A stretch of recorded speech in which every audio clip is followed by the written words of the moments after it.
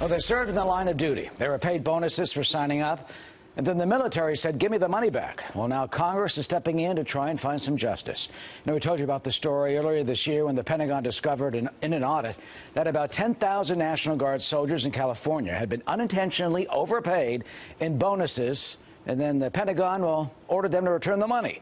After a huge public outcry, Congress now considering legislation that would let those soldiers keep those bonuses and possibly more. Captain Chuck Nash is with us, retired Navy captain and Fox News military analyst. You know, Captain Nash, this was so shocking and outrageous. You served this nation in battle. You get these bonuses that you think are legit, and the Pentagon comes to you like a repo man. I mean, how could this happen? Well, part of it was due to a lack of oversight, clearly.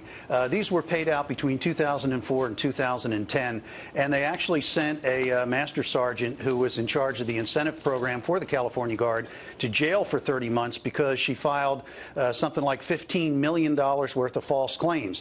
So the issue is, Eric, if the individual soldier did not participate in the fraud, but was actually incentivized, even though not eligible for it, as long as there was no fraud involved, then what the Congress is trying to do is square that up. Because let me tell you, from having served in the military, the system holds the individual to very strict account.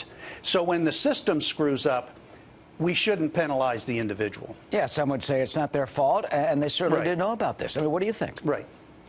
No, that's exactly what I think. Because of lack of oversight, because of whatever, that doesn't matter. That's dust in the wind. It's stuff in the wake, okay?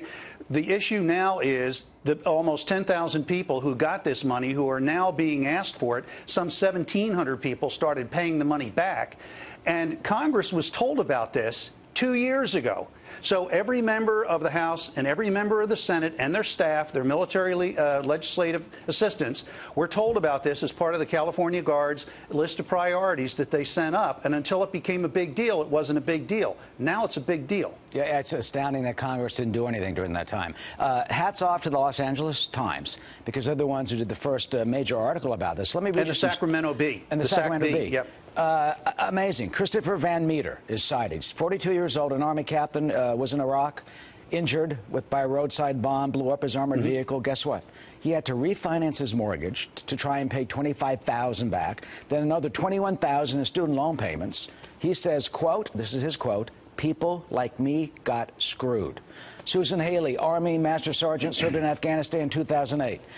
She sends, ready for this, Captain Nash, a mother who served this country has to send 1/4 of her salary, $650 to the Pentagon, to that massive building a month. It's 1/4 of her family's income. She has to pay down $20,500. She's worried they're going to lose their house in Kansas. Her son lost a leg in combat. And this is how we treat these people?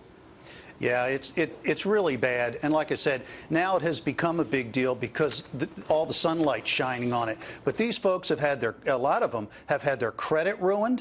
And it's going to take a while for them to dig this out and make it right again. So the sooner the better. Right now we're operating on a continuing resolution. We don't have a budget passed, but the House is trying to work it into the National Defense Authorization Act and get something in language before they adjourn for Thanksgiving. But that's not going to fix it. They're going to have to pick it back up when everybody reconvenes and the new House and Senate come in and the President comes in January. Well, certainly, I'm sure people can put pressure on their Congress representatives to do something about this. In light of the meetings today in New Jersey, what do you think General James Mad Dog Mattis would say about this? Probably 2 words. Fix it. Yes. Fix it.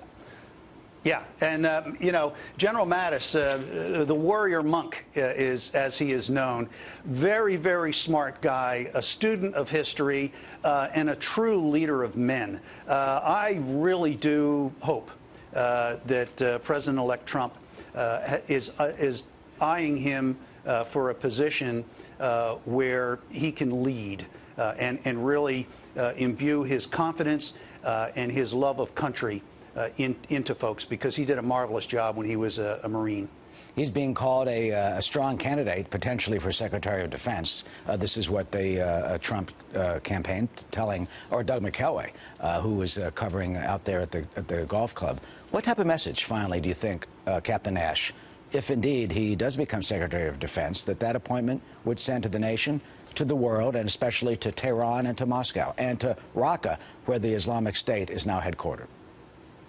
I think what it would say is no more folks who have come up not knowing much about the military arts, not knowing much about what it takes to put people in combat where they lose their lives, and you have to write the letters home, you have to deal with the wounded and all of that, because they're your people, and you're so totally involved with all of your people. And you get a person like that, and you make him Secretary of Defense, and now you're not leading troops in combat. What you're doing is you're going to fix the acquisition system that is bankrupting the Department of Defense and bleeding the taxpayers dry. We have got to fix the defense acquisition system, and you put a warfighter in charge of that operation, and out of sacred honor, he will fix it. And we'll see if that announcement does come. Captain Chuck Nash, thank you today, and thank you for speaking out on this Saturday late afternoon. You bet, Eric. Of course.